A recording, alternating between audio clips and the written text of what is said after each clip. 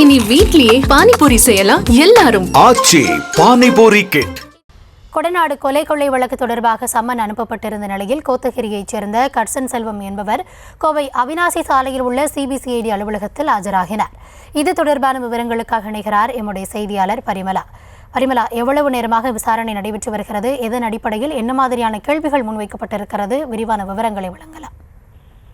கௌதமி, கொடநாடு கொலை மற்றும் கொள்ளை வழக்கு தொடர்பாக இன்று கோத்தகிரியைச் சேர்ந்த கட்சன் செல்வமிடம் சிபிசிஐடி போலீசார் விசாரணை மேற்கொண்டு வருகின்றனர். கோவை அவினாசி சாலையில் இருக்கக்கூடிய PRS வளாகத்தில்தான் இந்த சிபிசிஐடி அலுவலகத்தில் அவரிடம் விசாரணையானது நடைபெற்று வருகிறது. கொடநாடு எஸ்டேட்டில் கம்ப்யூட்டர் ஆபரேட்டராக பணிபுரிந்த தினேஷ்குமார் என்பவர் தற்கொலை செய்து கொண்டார். இது தொடர்பாக விசாரணை நடந்த கோத்தகிரி பகுதியைச் சேர்ந்த கட்சன் செல்வம் என்பவருக்கு சிபிசிஐடி போலீஸ் இன்று ஆஜராக ஏற்கனவே சம்மன் அனுப்பியிருந்த நிலையில்தான் அதன் அடிப்படையில் தான் இன்று கட்சன் செல்வம் சிபிசிஐடி அலுவலகத்தில் ஆஜராகி இருக்கிறார்.